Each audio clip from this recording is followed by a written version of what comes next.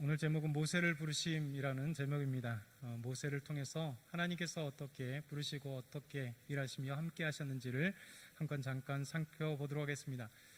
모세는 40년 동안 애굽의 왕자로 살았죠. 그리고 살인자가 되어서 미디안으로 도망가게 되었습니다. 그리고 모세는 미디안에서 미디안 제사장 이드로의 양을 치게 되었습니다.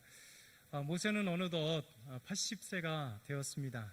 누가 알아주지도 않고 이제 늙은 나이 80세라고 하는 나이가 되었습니다. 그리고 목동의 삶을 그는 초라하게 살고 있었습니다. 그렇게 살다가 죽을 것 같았습니다. 그런데 놀라운 것은 모세 드라마의 반전이 일어납니다.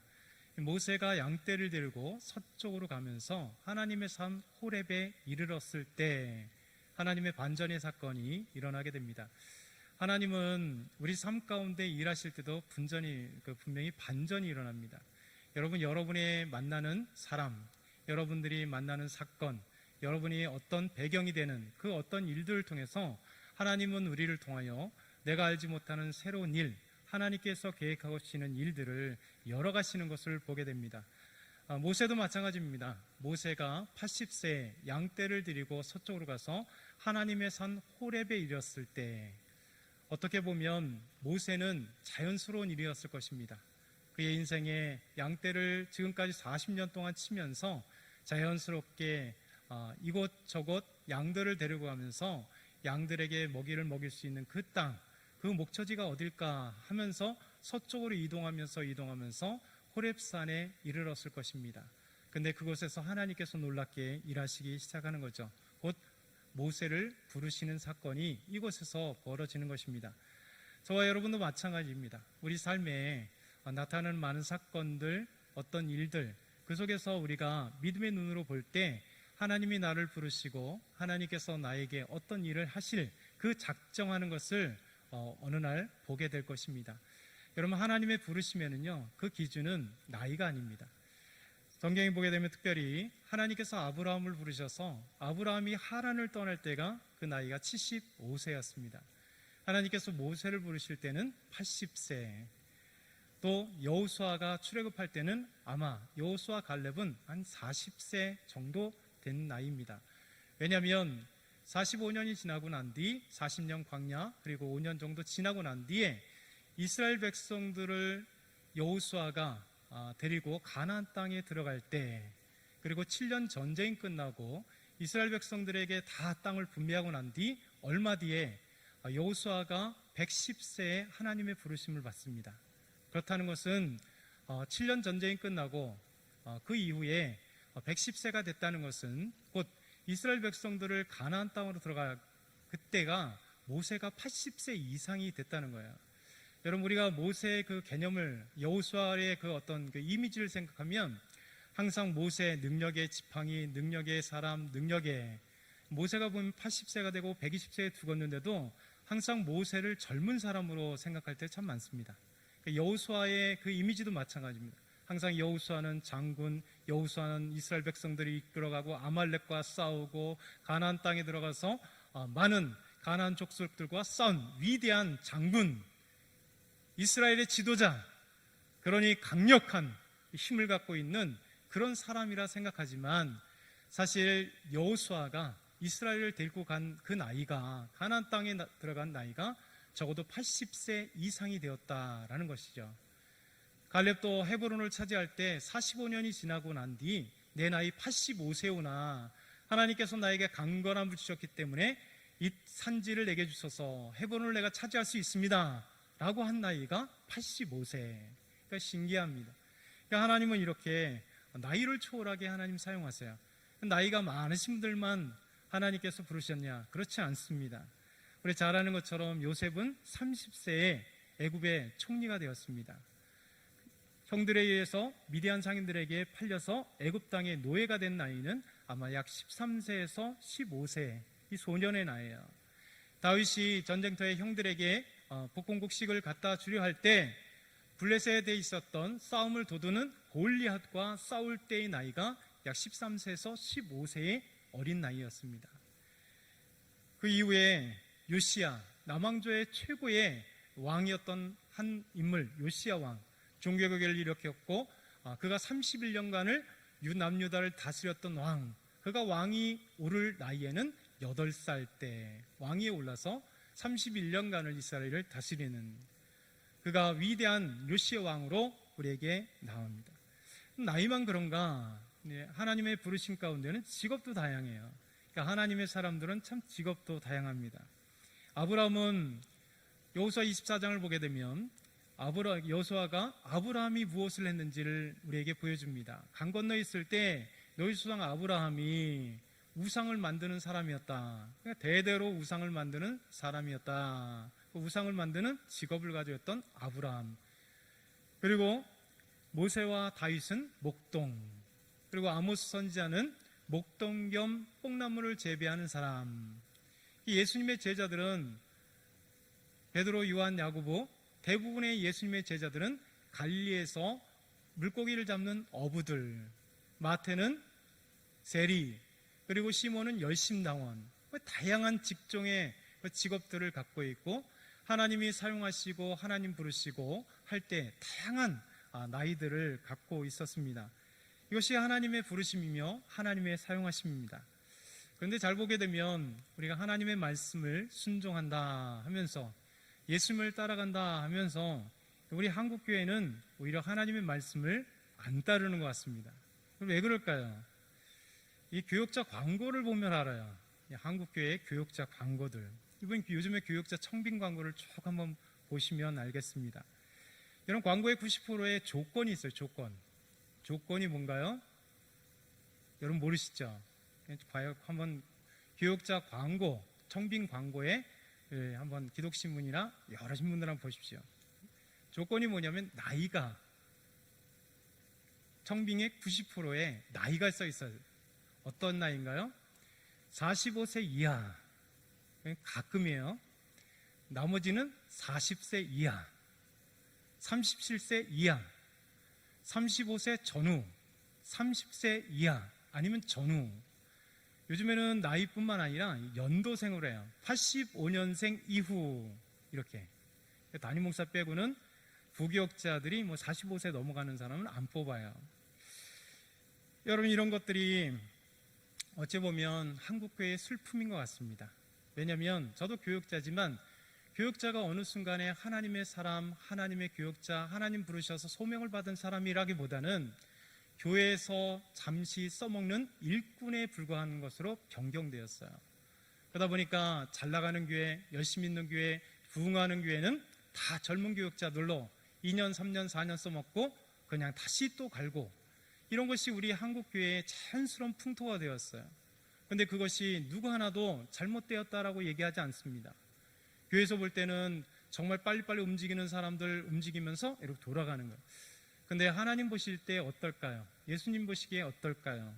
이것은 단순히 교역자만의 문제는 아닌 것 같습니다. 여러분, 주님의 방법은 아닌 것 같습니다. 여러분, 주님의 방법은 무엇입니까? 그것은 세상적인 조건이에요. 세상적인 방법이죠. 여러분, 세상에 회사를 뽑는 데는 조건이 필요합니다.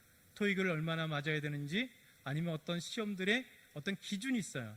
그래야 대기업을 들어갈 수 있고 공기업을 들어갈 수 있고 어디에 들어갈 수 있는 조건들이 있습니다. 여러분, 그러나 그것은 세상의 조건 속에 세상의 직장을 가는 채용의 방법입니다. 그러니까 하나님의 방법은 그렇지 않아요. 교역자를 뽑던, 구역장을 세우던, 그리고 우리 교회 안에 믿음의 교사들을 세우던, 여러분, 세상의 조건과는 달라요. 하나님은, 예수님은 어떻게 세우는가? 어떻게 세울까요? 예수님은요, 하나님의 사람들, 부르신 사람들 보게 되면 다 한 가지 부족한 사람들, 1% 부족한 사람들을 하나님 뽑으세요. 세상의 기준과 같지 않습니다. 세상의 조건과 맞지 않습니다.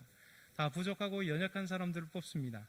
그러나 예수님의 기준, 하나님의 기준은 뭐냐면, 정말 그 기준은 스카이를 나와야 되는 것도 아니고요, 여러분 키가 170 이상 돼야 되는 것도 아니고요, 나이가 40살 밑에 있어야 되는 것도 아니고요. 예수님의 기준, 하나님의 기준은요, 그 기준점이 뭐냐면 무엇을 보는가? 믿음을 보십니다. 하나님을 향한 믿음, 하나님을 소망하는 믿음, 그 믿음을 통해서 하나님의 사람들을 세워요. 여러분, 또 뭘 봅니까? 순종. 하나님 앞에 순종하는가? 가라 하실 때 가는 순종, 서라 하실 때 서는 순종. 하나님께서 이 말씀을 하시면 그 말씀에 순종하는 삶이냐 사람이냐 아니냐, 그것을 통하여 하나님께 쓰임받는 사람이냐 쓰임받지 않는 사람이냐. 근데 놀랍게도 그 기준에 혹시 미달할지라도 여러분 하나님은 훈련시키세요. 여러분 예수님께서 3년 동안 제자들을 끌고 다녔는데 이 제자들이 예수님께서 십자가에 죽으실 때 정말 적나라하게 드러났어요. 그들이 얼마나 부족하고 연약한지, 믿음이 없는지, 불순종하는 자들인지. 그런데도 불구하고 우리 하나님은 그들에게 믿음을 계속해서 훈련시키세요. 그리고 순종하는 믿음을 또 훈련시키세요. 그리고 중요한 것, 하나님과 예수님의 하나님의 사람을 세우는 기준은 뭐냐면 가능성, 포텐셜입니다. 우리에게 가능성이 있는가? 정말 하나님께서 우리를 통하여 일하실 가능성이 그 사람에게 있는가? 믿음과 순종과 가능성. 그래서 그것을 통하여 우리를 훈련시키시고 일하시고 그렇게 만들어 가십니다. 여러분 교회는 뭐냐면 교회는 하나님의 사람들을 세워가는 곳이 교회예요. 교회는 부족하고 연약한 우리인데 정말 주의 은혜로 인하여 우리가 바이 더 그리스도이잖아요. 주의 은혜로, 그리스도의 은혜로, 하나님의 은혜로 인하여 우리가 만들어지는 거예요. 그래서 믿음의 사람들이 교회에 와서 예수 그리스도를 믿고 믿음의 사람들이 세워져 가는 것이 교회입니다. 그래서 교회는 완성된 사람들이 없습니다. 그래서 퍼펙트, 하나님께서는 이렇게 완전한 사람을 원하지 않습니다. 정확하게 얘기한다면 하나님은 퍼펙트한 사람을 원하는 게 아니라 온전한 사람을 원하시는 거예요. 마치 과일이 성숙하게 익은 것처럼 풋사과였던 우리가 하나님의 은혜로 말미암아 성숙한 사과로 변하는 것처럼 연약한 우리, 믿음이 연약했던 우리를 하나님 훈련시키시고 참으시고 때로는 징계하시고 그렇게 하시면서 우리가 정말 아름다운 성숙한 인격으로, 성숙한 그리스도인으로, 성숙한 믿음의 사람들로 바뀌어 나가는 거예요. 하나님은 교회를 통하여 믿음의 사람들을 그렇게 만들어 가십니다.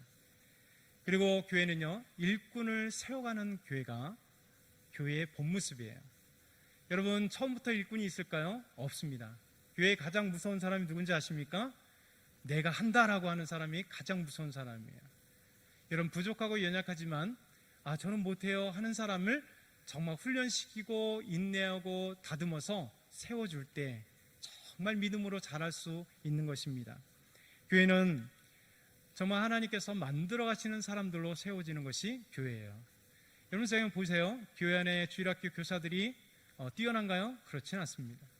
여러분 세상에 중학교 교사, 고등학교 교사, 초등학교 교사만 못합니다. 그들보다 전공도 배운 것도 없고요. 그리고 전공자들도 아니고 전문가들도 아닙니다. 그럼에도 불구하고 교회 안에 교사가 위대한 이유가 뭘까요? 정말 전공은 하지 않았더라도 여러분 나이는 많더라도 이 아이들을, 우리 유치부 아이들, 아동부 아이들, 청년부 아이들, 우리 학생부 아이들, 그들을 향한 마음이 믿음 있는 사람들이에요. 그래서 아이들을 믿음으로 양육하려고 하고 하나님의 말씀으로 양육하려고, 그들을 사랑함으로 양육하려고 하고 그들을 위하여 눈물을 흘리면서 아이들의 변화와 그 심령을 위해서 눈물을 흘리는 교사가 있기 때문에 그 교사가, 믿음의 교사가 위대한 거예요. 여러분 4년을 배워서 위대한 게 아니라 하나님을 신뢰하고 하나님께 나아가며 하나님과 기도하면서 한 영혼이 변하기 위하여 기도하는 교사가 있기에 그 교사가 위대한 거예요. 여러분 교회는요 믿음으로 키워나가는 게 교회예요. 우리 교회에서 정말 청년들을 위해서, 우리 학생들을 위하여, 아이들을 위하여 기도할 때 이 아이들이 믿음의 반석이 세워지고 이 아이들 믿음의 거목이 세워지고 이곳에서 믿음의 교육자가 나오고 믿음의 선교사들이 나오고 믿음의 교사들이 나오고 믿음의 장로들이 나오기를 여러분 기도하셔야 돼요. 교회는 키워나가는 곳입니다. 만들어가는 거예요. 여러분 예수님은 한 번도 완성된 자를 불러보신 적이 없습니다. 이것이 한국교회의 슬픔이며 우리의 모습들입니다. 우리가 변화에 부족하지만 부절러서 여러분 교육자들도 여러분들이 앞으로 오실 많은 교육자들이 있을 것입니다. 지금까지 거쳐간 교육자들이 많이 있을 것입니다. 여러분 보시면 완전하던가요? 그렇지 않습니다. 근데 어떻게 해드려야 돼요? 우리 귀한 목회자들은 여러분이 정말 섬겨나가면서 그분들이 아름다운 하나님의 목회자가 되기 위해서 여러분이 투자해 줘야 되는 거예요. 기도로 투자해 주고 때로는 물질로 투자해 두고 같이 사역에 있어서 협력함으로 투자해 주고, 그래야 우리 서로가 아름답게 성장하는 교회의 모습. 그러니까 하나님의 부르시는 사람의 이 기준점이 달라야 된다라는 것입니다. 오늘 모세를 부르셨습니다. 하나님께서 모세를 어떻게 불러가시는지를 한번 살펴보도록 하죠. 첫 번째, 모세를 부르심. 오늘 2절과 4절 말씀은 이렇게 말씀합니다. 여호와의 사자가 떨기나무 가운데로부터 나오는 불꽃 안에서 그에게 나타나시니라. 그가 보니 떨기나무에 불이 붙었으나 그 떨기나무가 사라지지 아니하는지라. 이에 모세가 이르되 내가 돌이켜 가서 이 큰 광경을 보리라. 떨기나무가 어찌하여 타지 아니하는고 하니 그때 여호와께서 그가 보려고 돌이켜 오는 것을 보신지라. 하나님이 떨기나무 가운데서 그를 불러 이르시되 모세야 모세야 하시매 그가 이르되 내가 여기 있나이다. 아멘. 모세가 하나님의 호렙에 있을 때 놀라운 광경을 보게 됩니다. 여러분, 하나님의 사자가 떨기나무 가운데 그 불 가운데 있는 모습을 모세가 보게 됩니다. 모세가 보니 떨기나무에 불이 붙어 있는데 타지 않습니다. 이 놀라운 광경을 보게 된 것이죠. 여러분, 떨기나무 가운데 있었던 불이 어떤 불일까요? 이 불은 바로 하나님의 임재입니다. 여러분, 하나님의 임재 속에 불로 형상화되는 것들이 참 많습니다. 하나님께서 광야 40년 동안 성막 위에 때로는 하나님의 구름기둥이, 하나님의 불기둥이 임하였습니다. 그래서 계속해서 임하여지고 하나님의 불기둥이, 구름기둥이 출발하기 시작하면 하나님께서 이스라엘 백성들을 이끌어 가시는 것입니다. 그래서 하나님께서는 때로는 구름기둥으로 그리고 불기둥으로 하나님의 임재를 우리에게 보여주십니다. 시내산에서 모세와 만날 때, 그리고 이스라엘 백성들에게 말씀하실 때 시내산에서 구름과 함께 불의 모습이 가득했었습니다. 그것은 바로 하나님의 임재의 모습이고 임재의 상징이세요. 그러니까 하나님이 임재하실 때 불로 우리에게 임하시는 모습을 보게 됩니다. 오늘 가시떨기 가운데 하나님의 불이, 하나님의 임재가 그곳에 있었습니다. 그리고 하나님께서 모세를 부르십니다. 모세야 모세야. 그때 모세가 내가 여기 있나이다 라고 하나님께 대답을 합니다. 여러분, 사역의 시작, 하나님의 일의 시작은 부름에서부터 시작해요. 하나님께서 여러분을 부르실 때 여러분을 하나님의 사람들로 세워가기 시작하는 겁니다.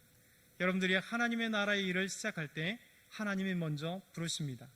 하나님께서 아브라함을 부르셔서 갈대아 우르 땅에 있었던 그 아브라함을 부르시면서 하나님께서 그를 하나님의 사람으로 세워갔잖아요. 하나님께서 모세를 부르십니다. 다윗을 부르십니다. 그리고 하나님께서 엘리야와 엘리사 선자를, 이사야, 예레미야 선자를, 에스겔 선자를 부르십니다. 그리고 사명을 맡기십니다. 오늘도 저와 여러분을 하나님이 부르세요. 그리고 하나님의 나라의 사명을 우리에게 맡겨주십니다. 이런 부르심 가운데 우리가 해야 될 게 있습니다. 하나님이 여러분의 이름을 부르며 오늘도 하나님의 사명자로, 하나님의 일꾼으로, 하나님의 나라의 사람으로 세워주시게 하여 부르신다는 겁니다. 여러분, 그때 어떻게 해야 될까요? 그때는 예스라고 대답해야 되는 겁니다. 모세처럼 예, 제가 여기 있나이다 라고 말해야 됩니다. 어린 사무엘을 부를 때 여기 있나이다 말씀하옵소서 라고 하나님 앞에 응답할 때 하나님은 우리에게 사명의 말씀을 시작하십니다. 그러나 예스라고 하는 것에서도 두 가지가 있어요. 하나는 바로 하나님의 부름에, 예수님의 부름에 예스라고 바로 대답하며 따르는 사람들. 여러분, 누가복음 5장 27절에서 28절에 보면 이렇게 말씀합니다. 그 후에 예수께서 나가사 레이라 하는 세리가 세관에 앉아있는 것을 보시고 나를 따라라 하시니 그가 모든 것을 버리고 일어나 따르니라. 바로 따른 거죠. 레이, 마태였습니다.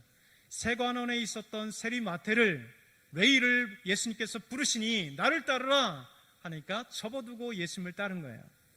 여러분, 베드로를 불렀을 때도 마찬가지입니다.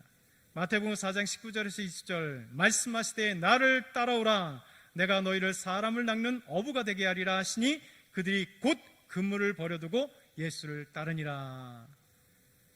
여러분, 예스라고 대답할 때 곧 따르는 겁니다. 하나님이 기뻐하시는 순종은 뭐냐? 예수님이 기뻐하시는 순종은 뭐냐? 예스, 노가 아니라 예스입니다. 그리고 바로 순종하는 겁니다.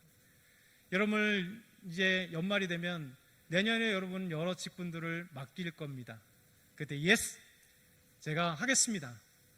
하나님의 음성을 들을 때, 하나님의 부름을 들을 때 우리가 응답할 때 예스라고 대답을 해야 돼요. 근데 여러분, 예스라고 대답할 때 두 번째가 있어요. 그건 뭐냐면 조금 머뭇거리는 겁니다. 좀 빼는 거예요. 여러분, 교인들 여러분도 뺄 때 많았죠? 이것 좀 해주세요, 구역장 좀 해주세요. 저는 못해요, 안 해요, 내년에 할게요. 분명히 거기 안에 뭐가 있어요? 내년에도 예스, 내년에 할게요. 조금 뒤에 할게요. 이런 빼는 것들이 있습니다. 성경에도요, 정말 사명을 내가 감당하지 못할 것 같아서 그렇게 빼는 사람이 있어요. 대표적인 사람은 모세였습니다.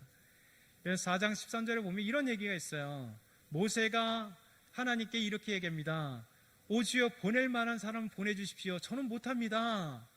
저는 능력이 없습니다. 이제 제 나이 80세인데요.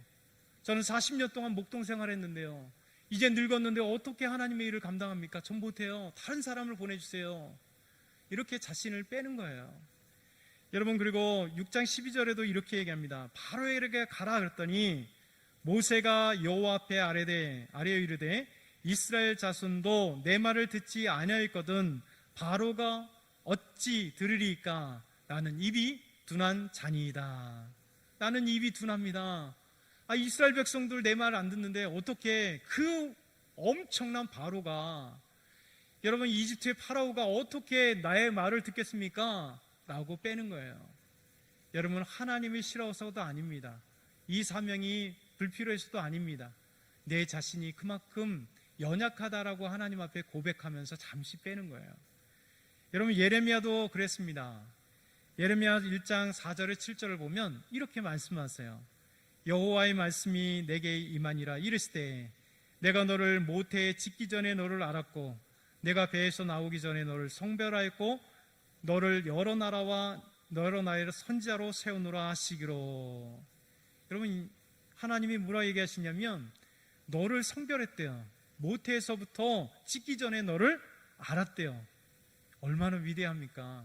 하나님께서 예레미야가 어머니 뱃속에 있기 전에 이미 알았고 그리고 성별했다는 거예요. 구별했다는 거예요.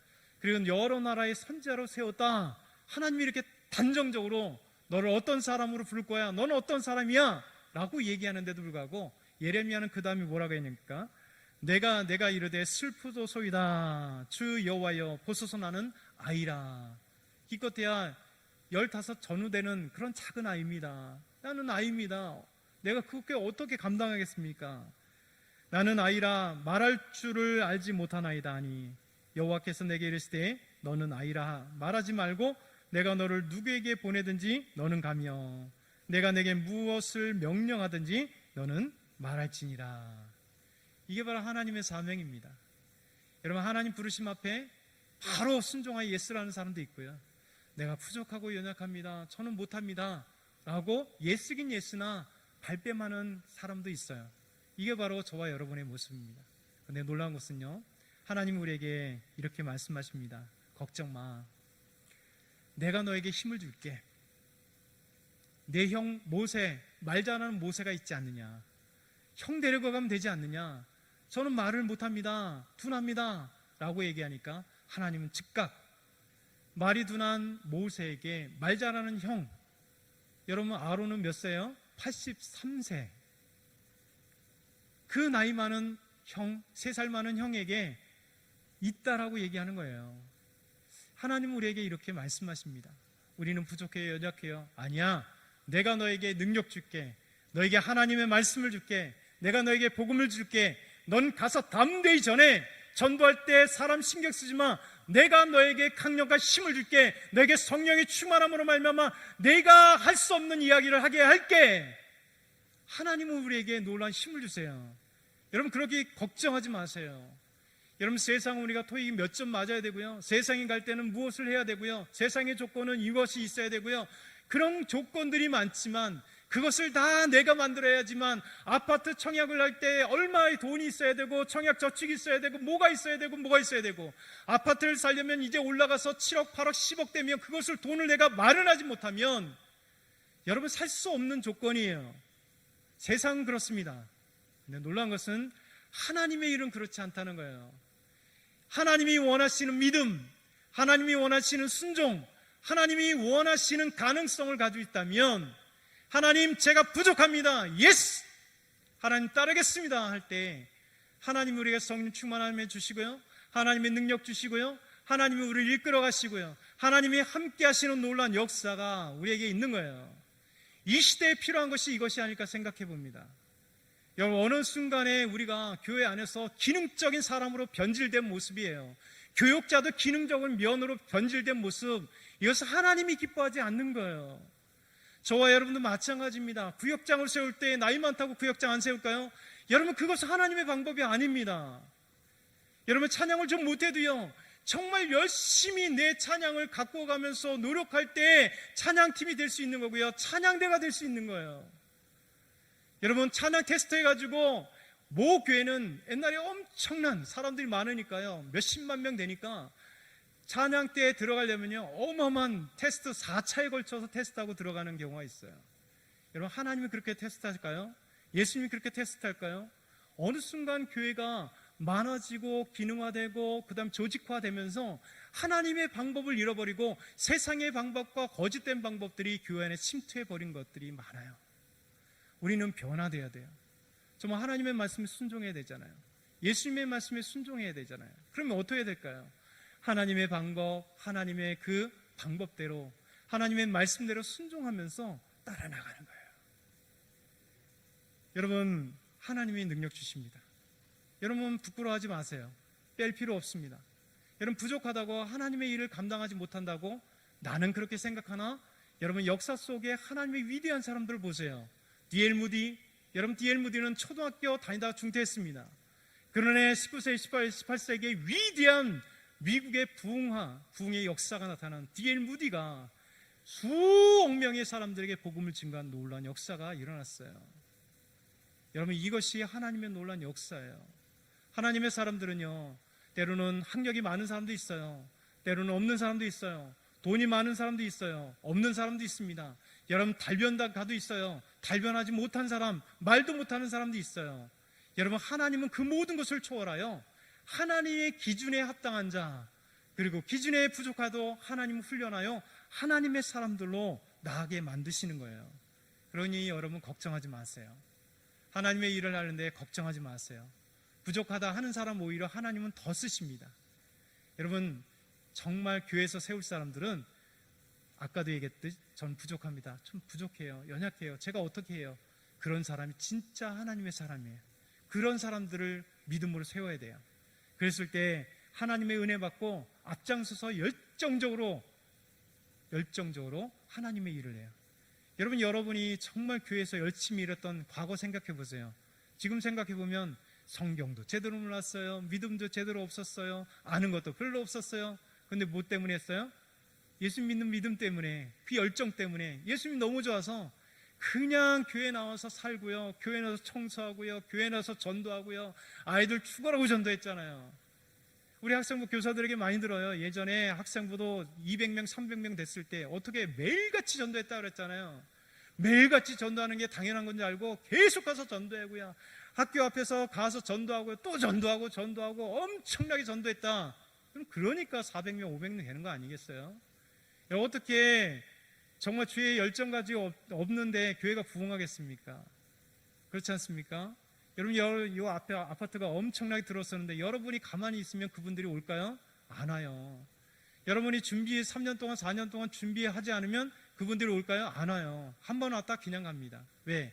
이 교회는 썰렁한 교회네.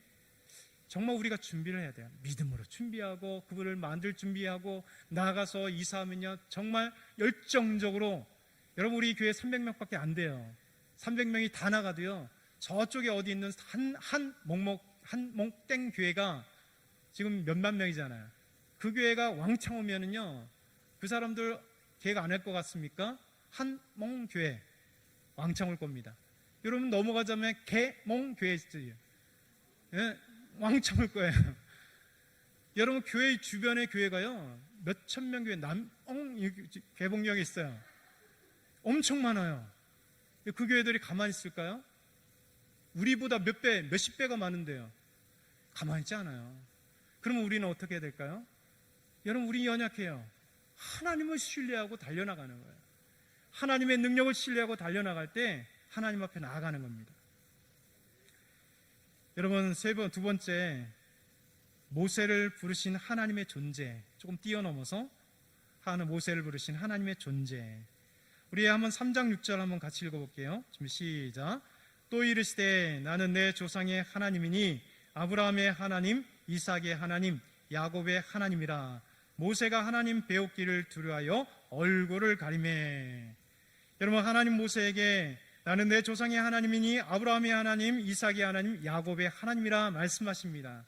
하나님이 자기를 어떤 존재인 것을 우리에게 말씀하세요. 그 첫째는요, 신실한 언약의 하나님입니다. 아브라함에게 약속한 언약이 뭡니까? 내가 가나안 땅, 이 땅을 줄게. 땅을 약속하셨습니다. 후손을 약속하셨습니다. 복을 약속하셨습니다. 이것이 아브라함에 끝나는 게 아니라 그의 아들 이삭과 야곱에게도 언약하셨어요. 신실한 하나님, 역사를 초월하여 변치 아니하시는 언약의 하나님인 것을 우리에게 보여주는 거예요.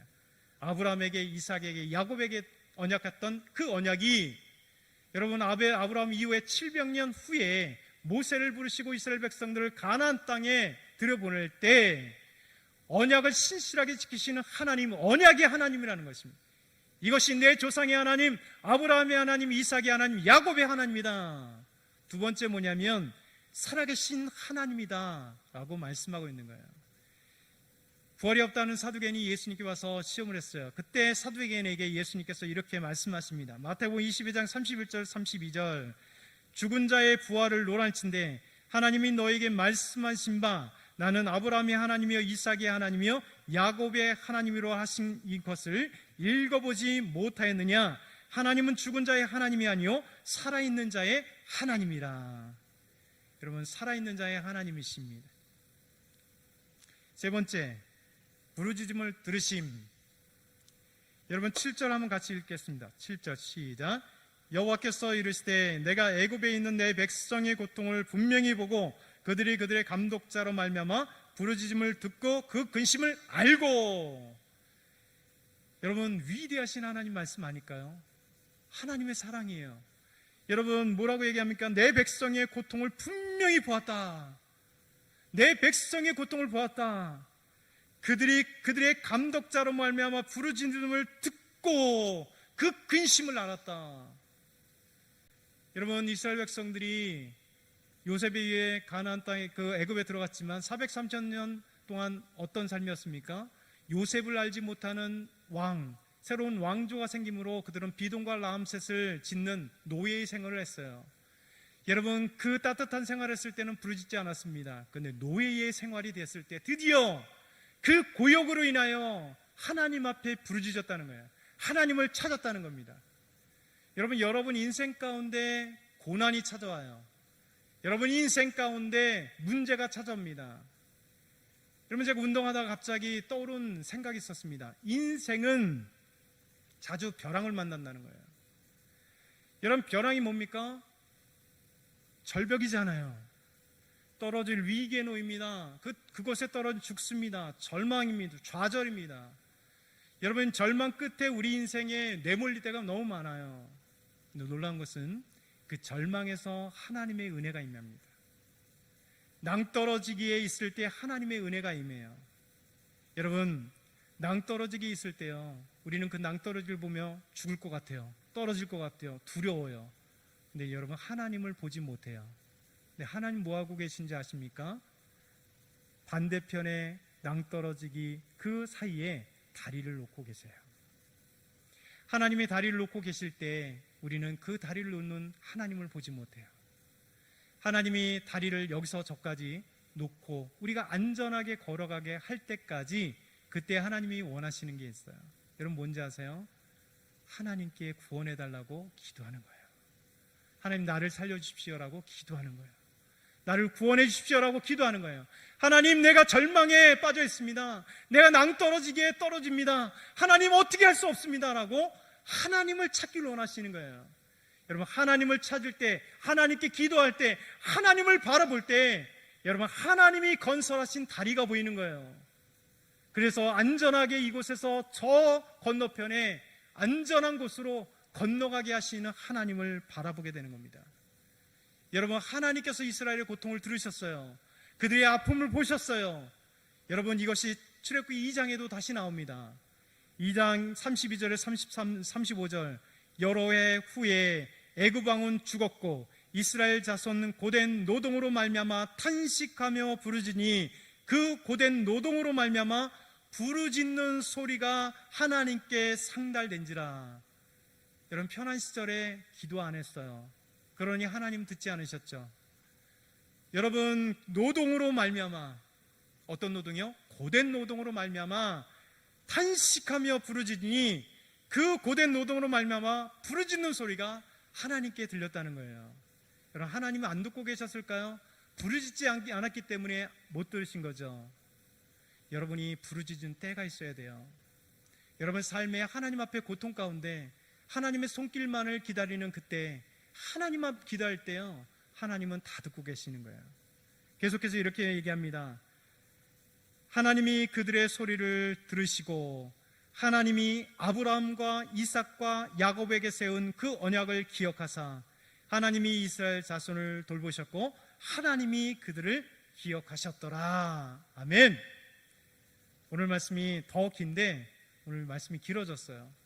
여러분 오늘 이 말씀을 기억했으면 좋겠습니다. 여러분 하나님의 부르심 여러분 부르시길 원하세요. 그리고 여러분이 부족하다고 하나님 앞에 좌절하지 마세요. 하나님은 능력 주십니다. 힘을 주십니다. 성령님을 주십니다. 은혜를 주십니다.